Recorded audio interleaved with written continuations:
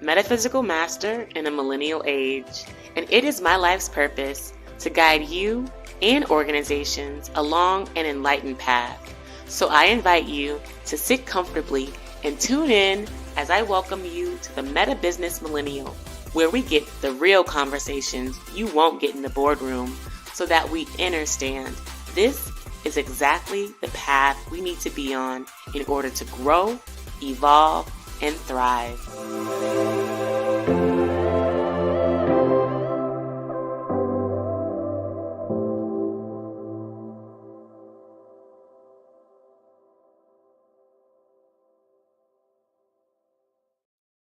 Greetings, I am Erin Patten, also known as Master L, and welcome to the Meta Business Millennial podcast. And today is a very special episode, and if you haven't already, I really invite you to follow me at I am Erin Patten, like this video, subscribe to my channel, and certainly share this with a friend if you feel called, because today we are getting into some Q&A, some live Q&A from you, all of you out there. And I see that some of you all have already joined the room. And I'm just so eager to really, I would say, mastermind with you. That's the title of it, mastermind with you, because the mastermind is really the collective energy of me, of you, of all of us arcing towards a higher vision, higher impact, higher outcomes for you and for everyone, and for your organization, especially if you're thinking about your business. And so in order to do that, I invite you to submit your questions. So just drop them right now into the chat. Thank you all for joining on time and showing up on time, because this is really important for the collective. And I say this every week, that the work that we do here, it has a ripple effect. It's a butterfly effect, if you will. And as we start to embody and integrate higher consciousness in our being, in our actions, then it starts to reverberate around the world. First with the people around us, they get to see the shifts and the changes. And then of course, with the people around us. And it looks like it may be a little bit laggy on y'all's end. I definitely did not plug in the Ethernet cord, but and it may be a lot of work to do that right now. But can y'all still hear me okay? I definitely didn't do the Ethernet today. I can always pause it and let me just do that. So if you can just give me a second, I'm just going to, well, anyway, I'll just keep going. If it's lagging, it's lagging. That's just how, technology is sometimes. But I'm here for for the questions. So if you guys can just drop in your questions, I really would appreciate it. And again, getting back to what I was saying about the inspiration behind this is when we start to embody and integrate the higher consciousness, it then starts to affect the people around us. And then of course, it has the ripple effect into the environment, into the whole earth plane, if you will. And I know people are like, damn, Erin, like that's kind of extreme, but it's actually facts. Because the earth is a vibration. We as humans, as man and woman on this particular planet at this time, we also carry a vibration. And the more that we start to align with that of a higher calling, that of God, then we start to really amplify the energy on the planet. And I'm going to just go ahead and get into some questions. And one of the ones coming in from C. Naja is, when a biz is starting a plan to scale, what's the first step? And if it's mass hiring, what's the first position should be my hire? Okay, this is a really great question around scaling, because I think people, and I've experienced this myself, when you're going through a scaling, the first thing you think about is, I need more manpower or woman power. And really, the first thing you want to do when you're starting to scale is identify your purpose. And I feel like this is work that people avoid because it's not actually manifesting anything yet. It's not action oriented. It's more inwardly focused. And particularly with the team that you have, the small team that you have, or the medium or big team that you have as you're scaling, you want to make sure that you have a very clear purpose, particularly for your scaling. So if you're scaling because you want to reach more customers, if you're scaling because you want to offer more services, if you're scaling because you just want to make more money, okay, the money can't be the reason why you're scaling. It has to be actually what's going to get you to that more money. So, really identifying and clarifying your purpose is the first step when you're wanting to scale. Because as you define clearly that purpose, then everyone can have a nice view of what it is that we are arcing towards. And then when you have that purpose clarified, that vision clarified, then you can start to create strategy around it. And the thing about strategy is it's forever iterative. uh, how do you not, that's not the word, iterative, iterating. Because when you are creating a strategy, this is very typical in business, and particularly in my experience. When you create a strategy, people lock it in, and we have to follow this strategy all the way to the end. And essentially, that's just not realistic. If you really want to have a company that's going to actually be sustainable and successful into the future, you want a company that's flexible, that's malleable, that's adaptive, essentially. So essentially, you want to be able to align strategies that are also adaptive, that are also flexible. However, the purpose remains clear, the vision remains static. Okay. And so, as you're thinking about scaling, you're getting towards this vision, you're creating the strategy around it. Then you start to fill in the holes. Okay. If we have this strategy, then essentially, who do I have on my team that can get us to this strategy? Do we have everyone we need? You may already have what you need to execute your current strategy. And that's the key. You can save yourself a lot of money and a lot of time and energy by not just going out and hiring people when you want to scale, but first identifying what is my purpose? What are we trying to achieve? What is our strategy? And can we do it with the resources that we already have? And I bet you the answer is probably yes.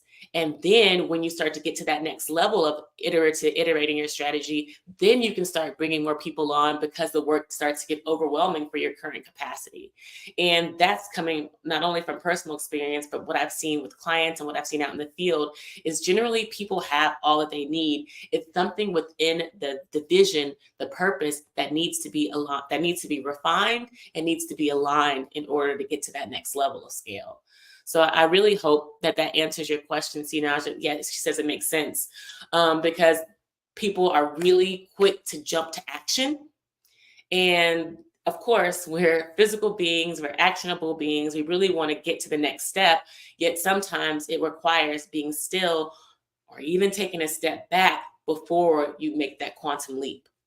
So I hope that that really aligns with you. And then so sequential success has a question. She says, or they say, I have been seeing more and more for myself that business and the way of doing business and monetization needs to be different in this new world. I have been looking at how to describe this more. I love that question because that's what I do here every week is find new ways of defining the new earth paradigm of business, what I call the meta business world. And, really I want us to focus on language that speaks to the current state and the future state. Because even in my talks, sometimes I talk about business in the past and I sometimes use language that doesn't really, highlight the best aspects of business. Yet in doing that, it doesn't necessarily serve the future or the new earth paradigm or the new world of business. So first of all, when you're talking about how you want to do business now, how you want to monetize things, how you want to be in the organization, you really want to think about your own experience. And this is something too that I think that is lost upon us because we go into school. I went to business school for high school, college, and then grad school. And so we are taught how to do business. We're taught how to talk about business through somebody else's perspective, through somebody else's lens. And yes, I'm offering you guidance here, but at the end of the day, this will be your own experience. So for you, how would you want business to look like for yourself now moving into the future? And this is not a question that you may be able to answer right in this moment. However, this is an opportunity for you to start prompting yourself in journal entries, you know, talking about it with friends, talking about it with your own colleagues. What actually brings you pleasure and joy in your own day-to-day life? And that essentially is what will be layered on to your new world, new earth business. And I'll speak from my own personal perspective. I desire luxury. I desire quality time. I desire opulence.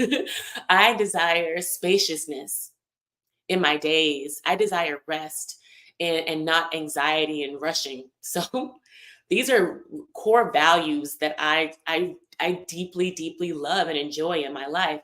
So how do I then create a business that is able to hold space for these values that are very meaningful to me? Okay, so then I want to have a business where I do my keynote speaking, I do corporate speaking, and then I only have to do that a few times a month to be able to sustain my lifestyle. So the other days I can, be at home doing my content creation. I can spend time with my son, with my mom, with my friends, lay out by the pool, go to the spa. I can do what fills me up. So then I can go out into the world and be my best self in the world and still pay my bills, still sustain my life. So I build a business around me. I build a business around what's meaningful to me and that is aligned with my values. And so, sequential success, I highly recommend that you take a hard look at who you are. What matters to you? What are your values? What would actually bring you pleasure every single day? And then you design your business, you design your organization, you design your staff around those same values and those same principles. And this is essentially how we operate at the meta business world. Because even still, like, even with my own colleagues, if things are off or they're wanting to go take vacation or they need things, like, people get their space because there is more productivity actually in an efficiency and spaciousness. We are so conditioned to be busy business people. I mean, it sounds good, but it doesn't feel good. And so when you're constantly busy, you're disallowing the ability of flow because you're always in actioning mode. You need to sometimes take time to be in receptive mode. And when you're in a receptive mode, then you're chilling, you're relaxed, you're doing what brings you joy and pleasure. And that's when you start to get all the downloads and the wisdom so that your actions become even more efficient and even more, the outcomes are even greater. So this is how we really want to move into the new earth paradigm, is designing businesses around who we are and how we show up. And I hope that was meaningful to you, sequential success. And so I'm going to go up to a couple other questions that came in first. The time is here now. Asked, how can leaders ensure profitability and sustainable growth while minimizing human evasion and fostering a positive work culture?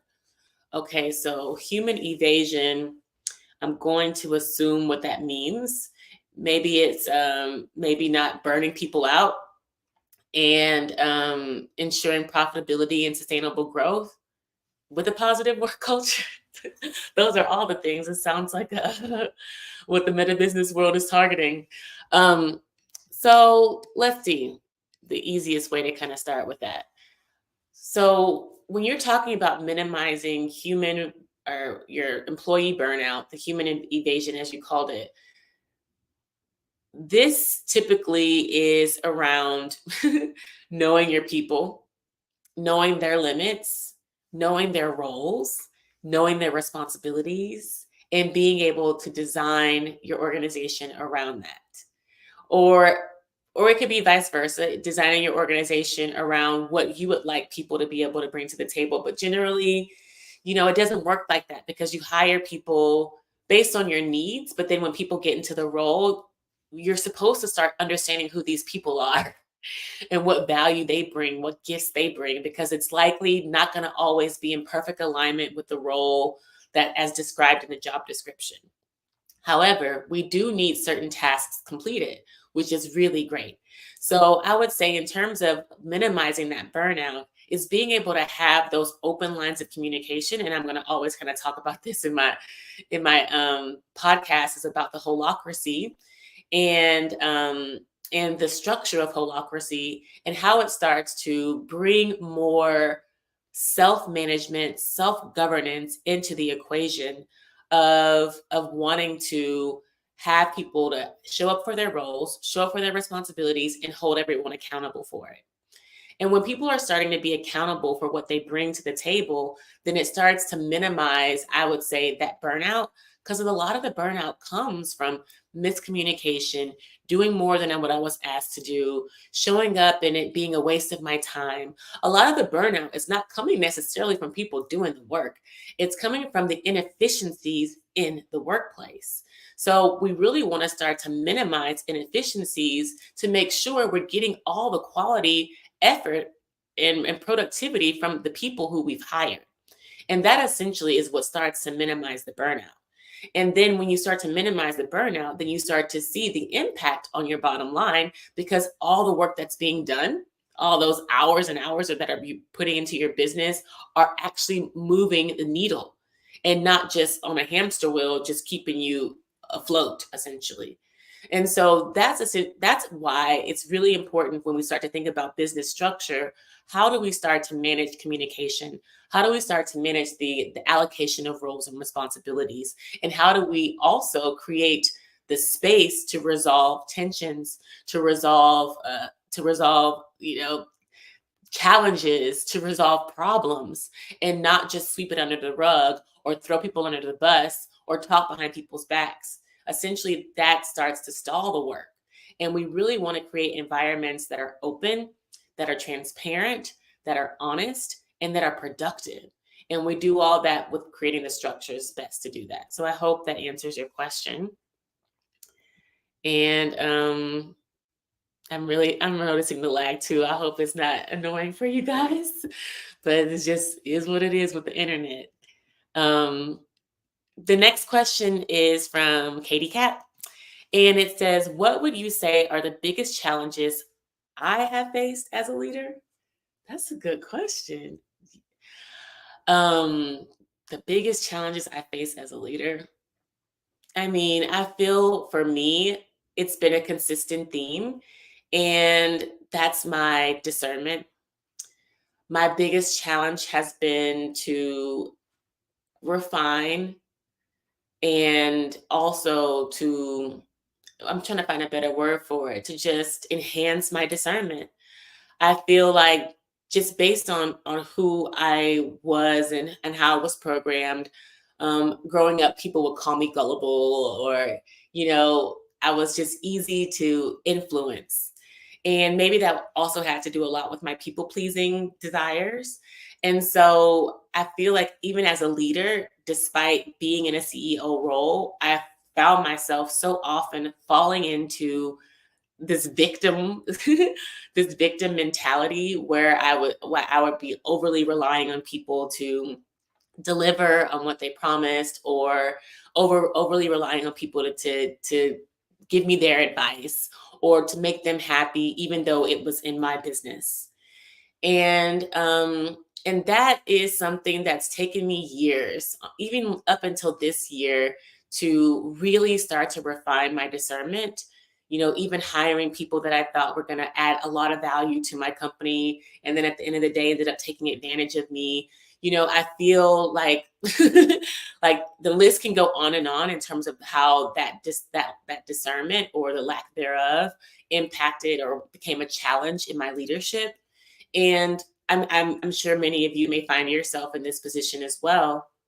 And if you are, I would say be gentle and kind to yourself, because there are so many times where we are overly trusting or overly optimistic about a scenario. That could also be the thing, is that sometimes we want the business to work so badly, or we want the goal to happen so badly, that we overlook the nuances, or those negative aspects, or those red flags that we see in people who we bring in to support us, whether it be in business or in personal relationships or romantic relationships. We oftentimes, have those rose colored glasses on, and we just want to see the good in everything so that we can get to the next thing. And, if you're finding yourself in this position, I certainly encourage you to start to just move more slowly. Even if you are already, working with this person and you see the red flags, start to tread more carefully, ask more questions, get more curious about what are they bringing to the table? How are they showing up? Why are they not delivering if they are not delivering in the way that they promised? And take a more creator approach instead of being in the victim kind of role, be in that sort of empowered creator role, and really start to get curious. And don't look at any monies already invested as a loss. I know in business they call it a sunk cost, but really it's an investment in your learning.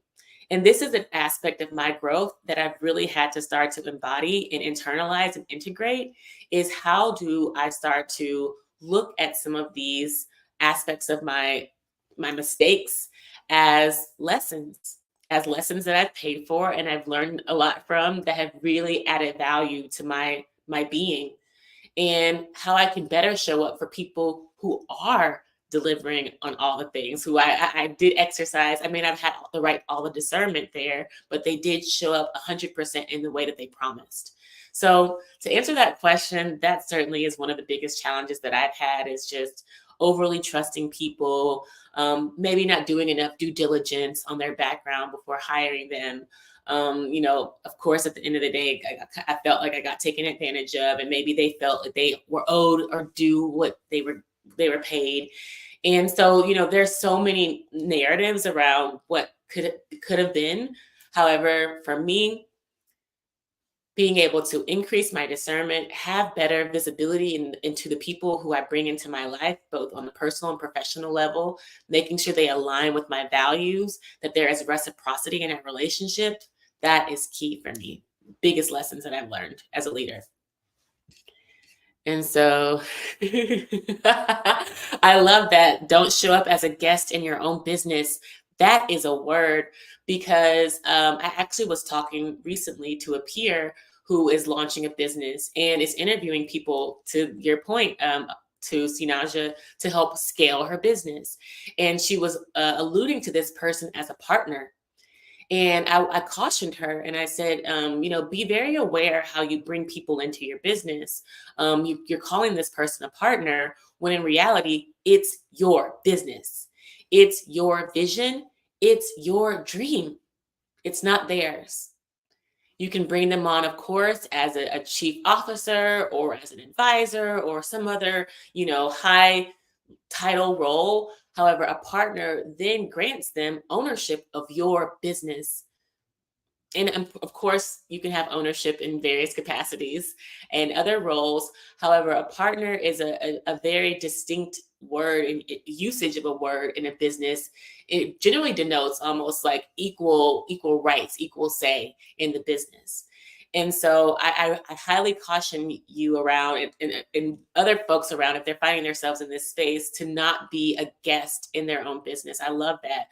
And really show up as the visionary.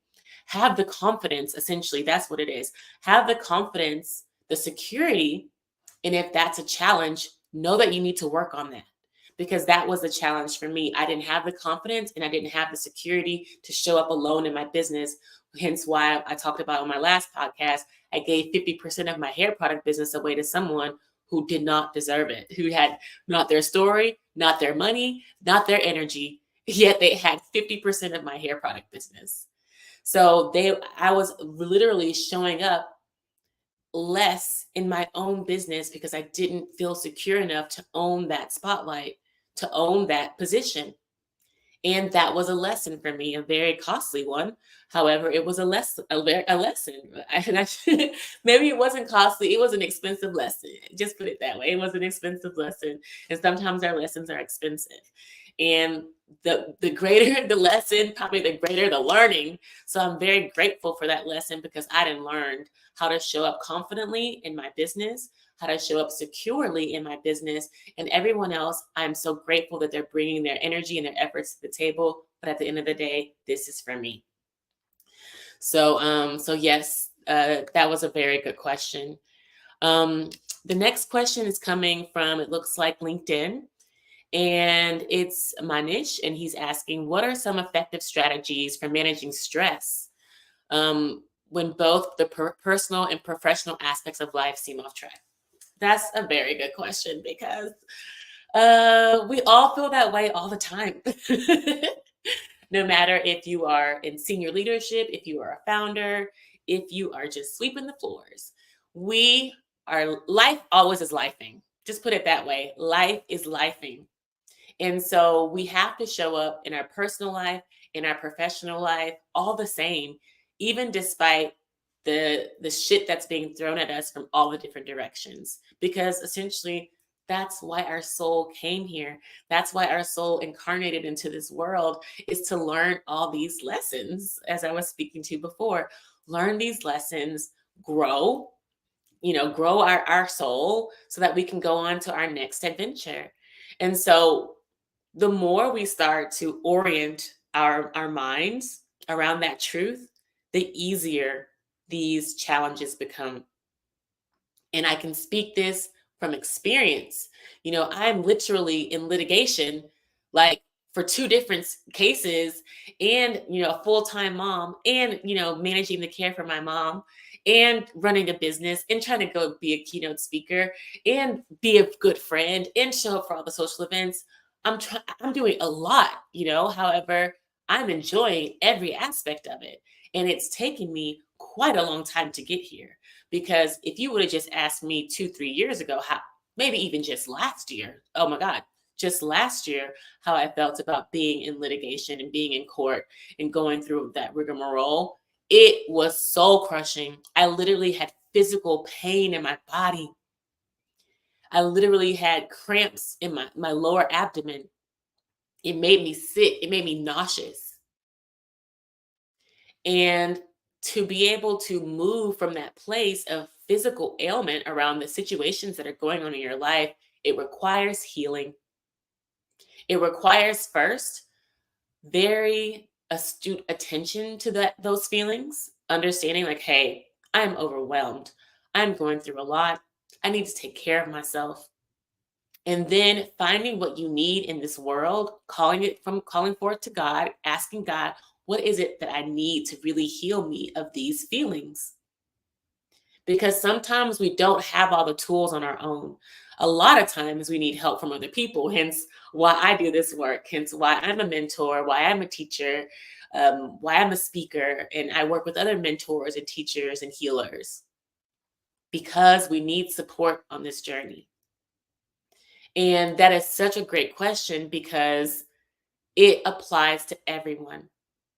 The healing work applies to everyone, especially to leaders, especially to people who want to lead other people, who want to empower other people and bring other people along and start businesses and inspire other people to buy their products, buy their services, come to their whatever they have going, their events.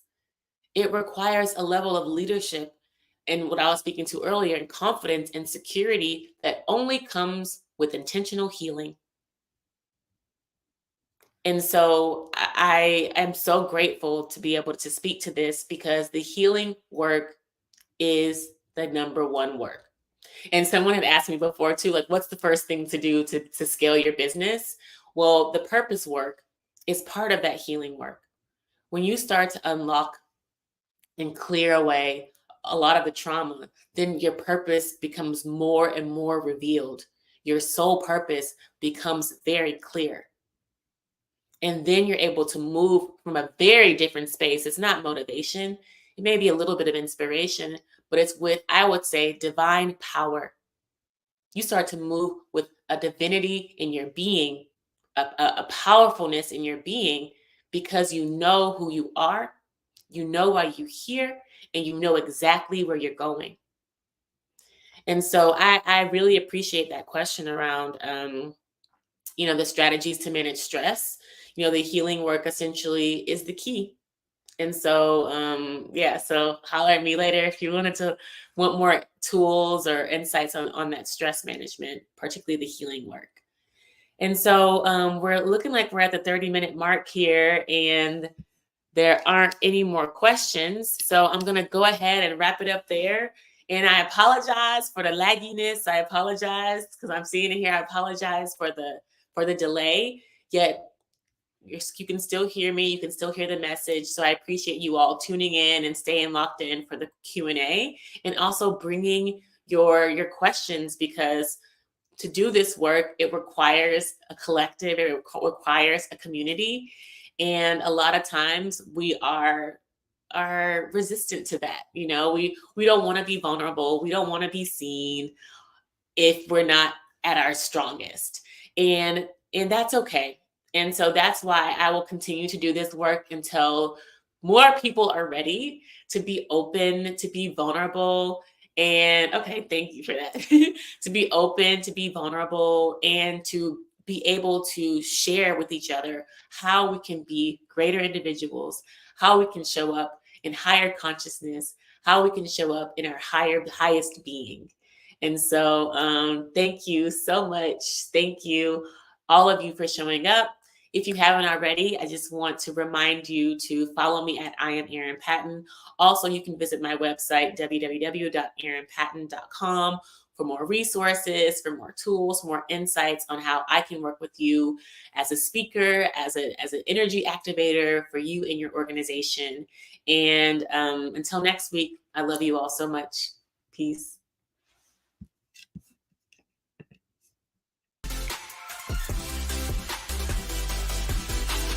Did you really love this episode of the Meta Business Millennial Podcast?